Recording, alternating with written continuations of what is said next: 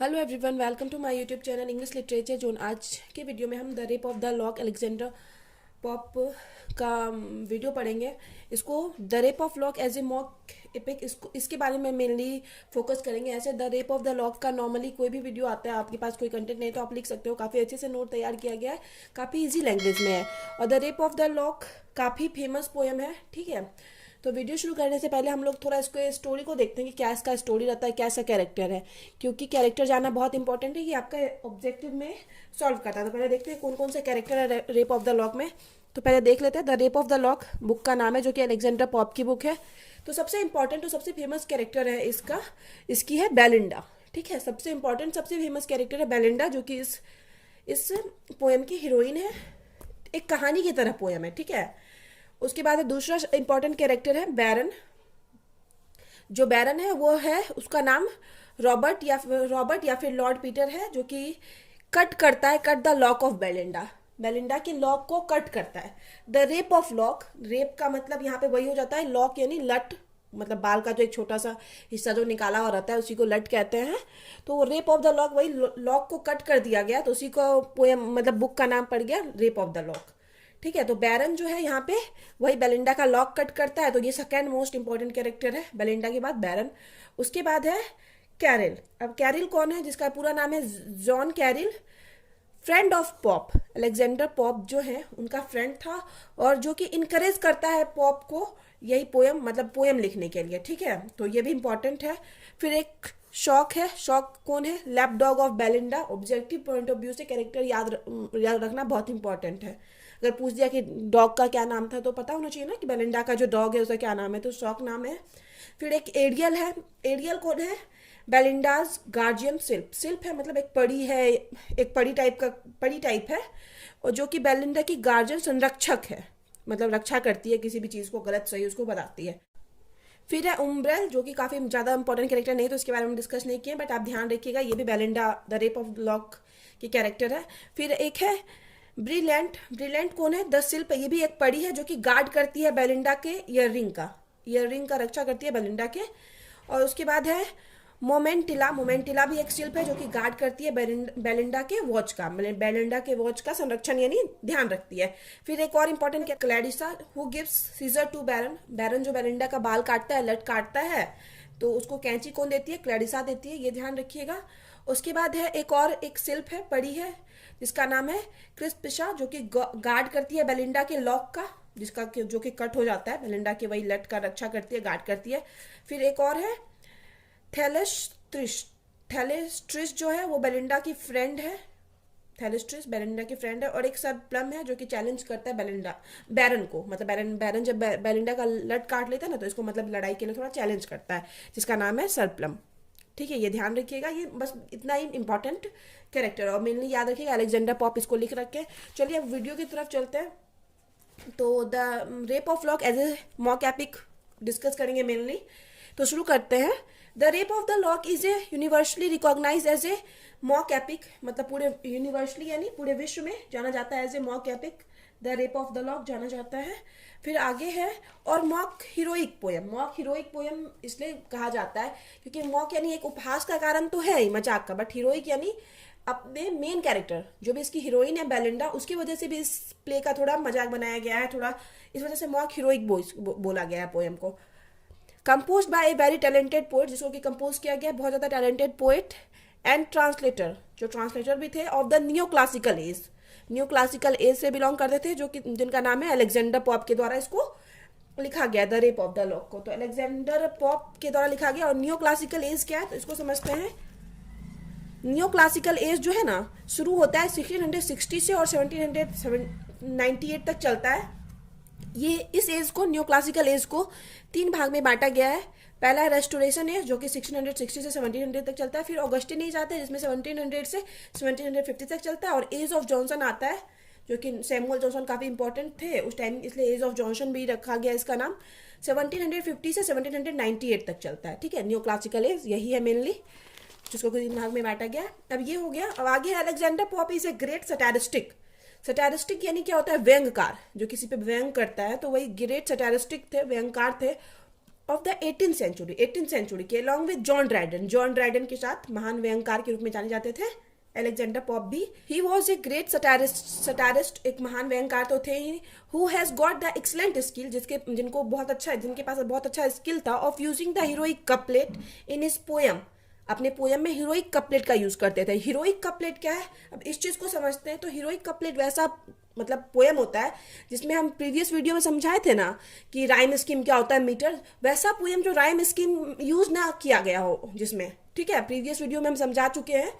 Video था किस चीज़ पे वीडियो था, एलिजाबेथन सोनेट और सॉन्ग में, उसमें समझा चुके हैं कि कपलेट मतलब क्या होता है, राइम स्कीम। तो राइम स्कीम जिसमें नहीं लिया गया हो पोयम में, उस पोयम में को हीरोइक कपलेट कहते हैं। हीरोइक कपलेट को समझने के लिए सबसे पहले हमको समझना पड़ेगा कि आयम्बिक पेंटामीटर, इसमें किसका, इस पोयम को लिखने के लिए, हीरोइक कपलेट को लिखने के लिए आयम्बिक पेंटामीटर का यूज किया जाता है, जो आगे आपको बहुत सारे मतलब पार्ट 3 तक कंटिन्यू सुनने को मिलेगा। तो आयम्बिक पेंटामीटर क्या है, इसको समझते हैं। तो आयम्बिक पेंटामीटर को समझने के लिए सबसे पहला वर्ड होता है जो हमको समझना पड़ेगा, साइलेबल। तो साइलेबल क्या है, शब्दांश होता है जिसमें कि सिर्फ वन वोवेल का यूज किया जाता है, ए पार्ट ऑफ वर्ड है, ठीक है।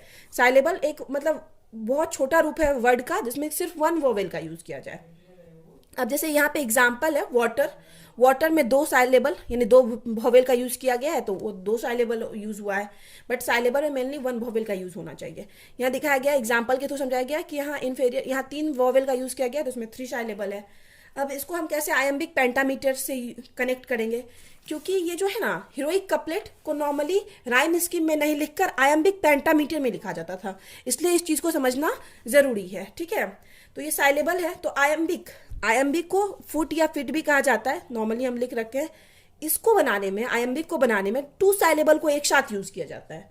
2 साइलेबल एक साथ होने चाहिए आयम्बिक में, जैसे 1 साइलेबल होता है ना 1 वोवेल, तो 2 साइलेबल एक साथ होंगे तो वो आयम्बिक में आता है। जैसे एग्जाम्पल के थ्रू समझते हैं, बिलोंग एक वर्ड है, तो इसमें आयम्बिक का एक ये रूल है कि उसमें 2 साइलेबल होना चाहिए। एक और ये रूल है क्या कि उसमें ऐसा वर्ड होना चाहिए, मतलब पहला जो वर्ड है, मतलब पहला जो पार्ट है उसका अनस्ट्रेस होना चाहिए, उस पर ज्यादा स्ट्रेस ना लगे बोलने में, और दूसरा जो है पार्ट है उस पर ज्यादा स्ट्रेस लगे, ठीक है। ये चीज भी ध्यान रखना है आयम्बिक के लिए। सेलेबल तो जान ही गया, तो 2 सेलेबल मिलकर आयम्बिक बनता है, बट इसमें जो वर्ड का जो पहला पार्ट होता है वो अनस्ट्रेस होता है, जिसपे ज्यादा जोर ना दिया जाए, और सेकेंड पार्ट पे ज्यादा जोर दिया जाता है। जैसे बिलोंग एक वर्ड है जिसमें बी पे कम स्ट्रेस लगा हुआ है, लॉन्ग पे ज्यादा स्ट्रेस लगा हुआ है।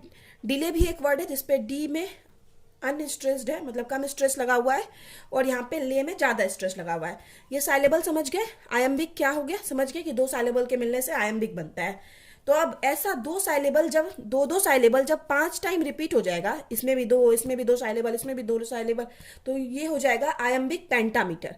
और 2 साइलेबल में कौन, एक अनस्ट्रेस्ड हो, अनस्ट्रेस मतलब जिसपे कम स्ट्रेस हो, सॉरी कम स्ट्रेस हो जिसपे, और एक पे ज्यादा स्ट्रेस हो। तो ऐसा जब दो हर पेयर में आ जाएगा तो ये बन जाएगा आयम्बिक पेंटामीटर, मतलब सेम ऐसा वर्ड 5 यूज आ गया, ठीक है। अब एक एग्जांपल और देखते हैं, इसलिए क्यों पेंटामीटर बोला गया, iambic pentameter.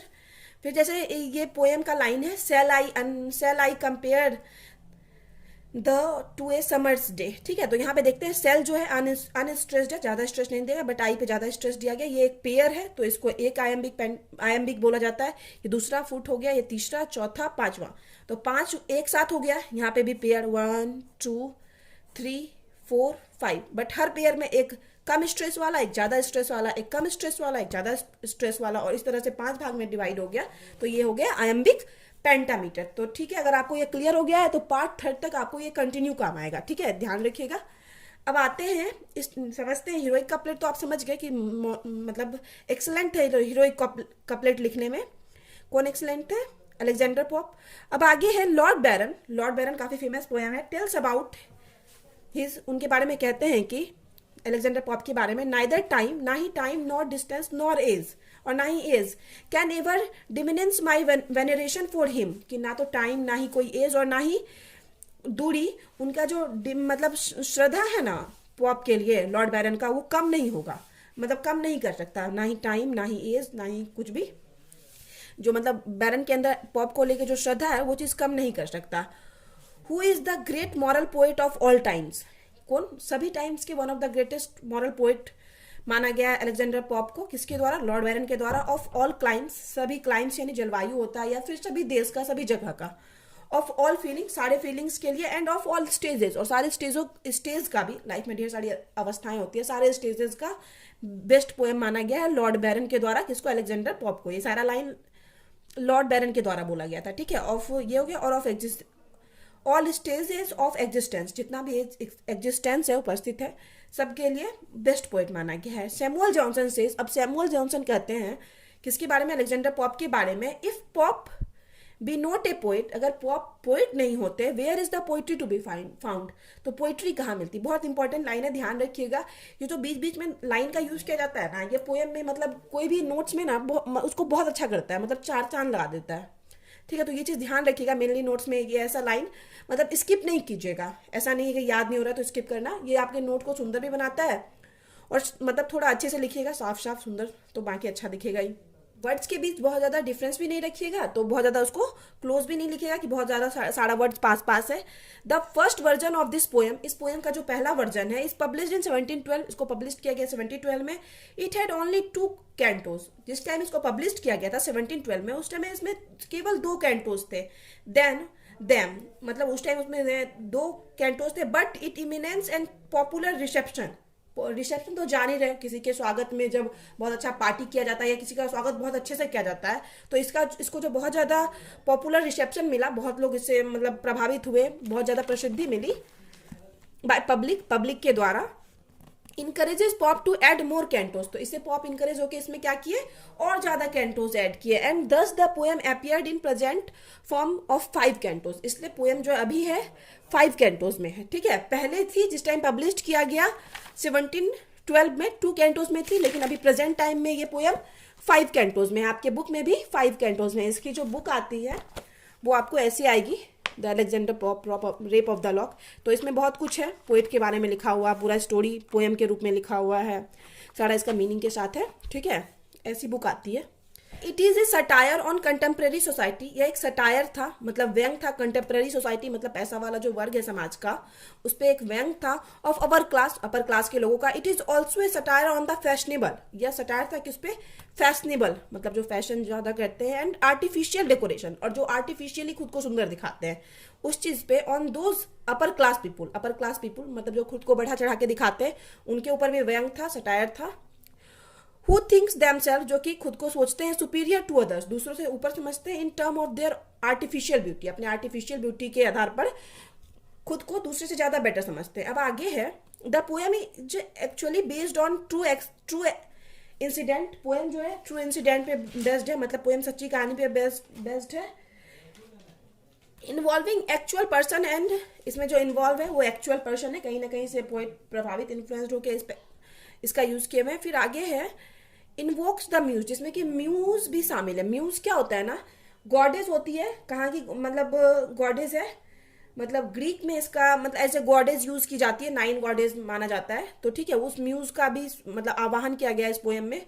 From the opening lines, अब ओपनिंग लाइन से इट इमीडिएटली बिकम्स क्लियर, मतलब तुरंत ही क्लियर हो जाता है, that Belinda is the central character, कि बेलिंडा जो है सेंट्रल कैरेक्टर है, मतलब मुख्य कैरेक्टर है। And she is the heroine of the mock, और इस मॉक जो एपिक है, मतलब हास्य महाकाव्य जो है, उसकी हीरोइन कौन है? बेलिंडा है। She is also the inspiration to the poet के लिए भी इंस्पिरेशन है।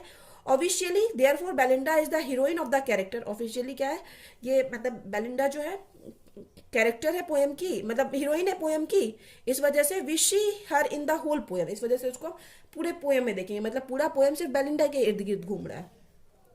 इन एवरी वर्ड, सारे वर्ड में there is the shadow of Belinda, Belinda की शैडो है, कहीं ना कहीं वो बेलिंडा से रिलेट करता है सारा वर्ड पोएम का। Pops इपिक्स is about the cutting of lock, pop का जो ये प्रेजेंट इपिक है वो एक लॉक, कटिंग ऑफ लॉक है, बाल मतलब लॉक का कटना, यानी लट का कट जाना, बाल का जो लट होता है मतलब थोड़ा सा बाल जो normally as a fashion sense में निकाला जाता है। पिक्चर नहीं है मेरे पास, वरना मतलब बुक में तो नहीं दिया हुआ है, वरना आप लोग को दिखा देते हैं। अब नॉर्मली इमेजिन कर सकते हो, नॉर्मली बाल का कुछ लट निकला हुआ है, तो कुछ पार्ट निकला हुआ है जिसको लट बोला जाता है, तो वही हो गया लॉक। तो वही लॉक कटिंग पे मेन ये पोएम है, जिसको कि द रेप ऑफ लॉक बोला गया है। Of a society lady, society के एक लेडी का लॉक कटिंग पे ये पोएम है। आगे so the object of the poem is mockery, इसलिए पोएम का जो ऑब्जेक्ट है वो मॉकरी हास्य मतलब हर्षनी टाइप का है, थोड़ा मजाक बनाने वाला है, बट इट इज सिविलाइज, लेकिन यह सिविलाइज्ड भी है। अब है ये पोएम का सबसे मतलब शुरू वाला लाइन है, जब पोएम शुरू होती है तो यही लाइन से होती है, और इसका आपको कभी कभी एक्सप्लेनेशन भी पूछ देता है एग्जाम में, ठीक है। पेपर सेकेंड में एक्सप्लेनेशन आता है, पेपर फर्स्ट में नहीं आता है। तो इसका जो देखते हैं क्या है, slight is the subject but note so the press. क्या स्लाइट इज द सब्जेक्ट, इसका जो सब्जेक्ट है काफी स्लाइट यानी काफी मतलब काफी मतलब सब्जेक्ट बहुत ज्यादा इंपॉर्टेंट नहीं है, but note so the praise, लेकिन मतलब इसका जो वर्णन किया गया इस तरीके से किया गया कि इसको बहुत ज्यादा क्या किया, प्रशंसा मिला। पोयम में का विषय वस्तु बहुत ज्यादा अच्छा नहीं है, बहुत ज्यादा वो नहीं है कि लोग इंस्पायर हो, लेकिन जो पोयम का वर्णन इस तरीके से किया गया कि लोगों के द्वारा इसको बहुत ज्यादा प्रशंसा मिली। If she inspire and he approve my lays. If she inspire मतलब सी मतलब यहाँ हो जाता है बेलिंडा। बेलिंडा क्या की, प्रेरणा प्रदान की पोएट को लिखने के लिए, and he approve my less. यहाँ ही का मतलब है कैरिल, जो कि हम जॉन कैरिल कैरेक्टर में बताए थे। तो कैरिल जो है मतलब पोएट को सजेस्ट किए पोएम लिखने का, तो वही मेन लाइन लिया गया है, शुरू का ही लाइन है। अब आगे है, now let's discuss the poem as a mock epic. अब पोएम को मॉक एपिक के रूप में डिस्कस करेंगे। First, an epic always begins with an invocation. Epic जो होता है हमेशा एक इवोकेशन शुरू होता है। इवोकेशन मतलब होता है शुरू में, मतलब जो हम लोग स्वागत या आवाहन के लिए लिखते हैं ना, तो वो इवोकेशन हो गया। The theme of the poem is also pointed out in the invocation. Invocation में थीम भी बता दिया जाता है कि शुरू में जो पोएम में गाया जाता है, पोएम के शुरू में ही इसका थीम पता चल जाता है। दिस पोएम, जो ये प्रेजेंट पोएम है हम लोग का, the rape of the Lock also begins with the invocation. ये भी एक इवोकेशन से शुरू होता है, एक आवाहन से, एक मंगल गीत से शुरू होता है, ठीक है। Also begins with the invocation and the theme is also suggest in the invocation. और यहाँ हम लोग को थीम भी है ना, इवोकेशन में ही सजेस्ट पता चल जाता है क्या होगा। जैसे यहाँ पे ये इवोकेशन का लाइन है, जिससे कि मुझे पता चल जाता है कि थीम क्या होगा। Say what strange motive goddess could compel a well bred lord of assault is gentle belle. तो ये पोएम का शुरुआती लाइन है, जिस वजह से इसको मॉक एपिक माना गया है कि इसमें शुरू में ही थीम पता चल गया है पोएम का कि मतलब बताओ गॉडेस की देवी क्या मोटिव रहा होगा, उस आदमी का क्या उद्देश्य, क्या अजीब सा स्ट्रेस अद्भुत सा उद्देश्य रहा होगा कि वो एक वेल ब्रेड लॉर्ड मतलब वही बैरन जो कि बेलिंडा का लट काटा था, टू एज्यूल्ट ए जेंटल बेले। बेले यानी बेलिंडा पे हमला करके, एज्यूल्ट यानी हमला करके क्या करता है, उसका लट काट लेता है। तो वही मतलब पूछा गया भगवान से, बताइए मतलब क्या कारण होगा कि एक वेल ब्रेड मैन एक किसी लड़की का क्या करता है, क्या मोटिव होगा जो उसका लट काट लेता है। फिर आगे है, यही एपिक का एक पहला कारण था। Second most important point which makes the poem is a mock epic. अब सेकेंड मोस्ट इंपॉर्टेंट पोएम है कि जो पोएम को मॉक एपिक बनाता है क्या है, इज इट्स टाइटल। ये लाइन रह गया था, इस वजह से इसको साइड में रखे। जो इसका टाइटल है, आप भी पहली बार सुने होंगे तो द रेप ऑफ लॉक, तो फर्स्ट टाइम आपको थोड़ा अजीब टाइटल लगा होगा, तो वही है। तो सेकेंड मॉक एपिक है जो इसको हास्य महाकाव्य बनाता है, तो वही हो गया is its title. We know that, हम लोग जानते हैं कि rape is a very serious and alarming crime. Rape जो काफी सीरियस और अलार्मिंग क्राइम है आज के सोसाइटी में जो हम लोग सुनते हैं, इन विच जिसमें कि the chastity of a woman is violated by force, जिसमें कि वुमेन की शुद्धता को फोर्स के द्वारा क्या किया जाता है, मतलब भंग किया जाता है, ठीक है, फोर्स मतलब बलपूर्वक। But pope has use this term in amusing manner. But जो मतलब पोप है अलेक्जेंडर पोप, अपने पोएम में इसको अम्यूजिंग मैनर मतलब मनोरंजक तरीके से यूज किया, the rape of the lock, एक बड़े से वर्ड को एक मनोरंजक तरीके से। तो यह भी एक उपहास का कारण है पोएम का। इन सो फार एज एक्शन, अब एक्शन की तरफ ध्यान देते हैं। जहां तक एक्शन का संबंध है of the poem is concern, जहां तक एक्शन का संबंध है पोएम का, it opens in A mock heroic manner. यह भी एक मॉक हीरोइक मैनर, मतलब मॉक हीरोइक मतलब क्या हो गया, फिर से उपहास बनाता है। हीरोइक यानी जो भी इसमें हीरोइन मेन कैरेक्टर है, हीरो हो या हीरोइन हो, तो उसका उपहास बनाता है। कैसे, किस एक्शन के through, manner with the awaking of Belinda के जागने से। कैसे, pop tells about Belinda, pop हम लोग को बेलिंडा के बारे में बताते हैं that when she opened her eyes, कि जब वो अपनी आंखें खोलती है, लेट इन द मॉर्निंग में लेट मतलब 12 बजे उसके उठने का टाइम बताया गया है नॉर्मली बुक में, तो 12 बजे जब वो मॉर्निंग में लेट आंखें खोलती है, the brightness of her eyes, तो उसकी आंखों की जो ब्राइटनेस होती है, चमक होती है, वॉज मच ब्राइटर देन सन, मतलब सन से भी ज्यादा हो गई है, होती है इन द स्काई में। तो ये बहुत ही मॉक एपिक है, मतलब वही हंसी का सब्जेक्ट है कि किसी की कोई भी लड़की कितनी भी सुंदर हो, सन से ज्यादा चमक किसी की आंखों में होना इम्पॉसिबल है। तो ये भी मॉक का कारण बना पोएम का। आगे है, उसी लाइन को पोएट मतलब पोएम से लिया गया, जैसे हम देखेंगे आगे। Sol through white curtain shot a timorous ray and open those eyes and must eclipse the day. मतलब बेलिंडा जब अपनी आंखें खोलती है सुबह के समय और सूर्य की किरणें जब उसके रूम में आती है through the curtain, curtain white curtain के थ्रू जो आती है रूम के अंदर, तो और जिससे क्या होता है, बेलिंडा अपनी आंखें ओपन करती है क्योंकि सूर्य की रोशनी से उसकी आंखें खुल गई। और जैसे ही वो अपनी आंखें खोलती है तो उसकी आंखों का जो चमक होता है सूर्य की रोशनी से भी काफी तेज होता है, जिससे सूर्य का रोशनी क्या हो जाता है, फीका पड़ जाता है जिसके आगे। ये भी एक हंसने का सब्जेक्ट है। फिर fourth mock epic element is, चौथा जो हास्य का विषय है वो है the comparison between Belinda dressing, Belinda का ड्रेसिंग सेंस का कंपैरिजन किया गया and the arming of and epic warrior like Achilles. Achilles एक एपिक वॉरियर है मतलब युद्ध करती है, कौन है, ग्रीक, ग्रीक की ग्रेटेस्ट वॉरियर है, उससे उसके ड्रेसिंग सेंस को कंपेयर किया गया। तो ये भी एक हास्य का विषय है, हंसने का विषय है कि एक कहाँ एक योद्धा है और एक कहाँ एक तरफ बेलिंडा है जो कि सिर्फ सुंदरता और मतलब सिर्फ सुंदरता के बारे में बताया गया है जिसका।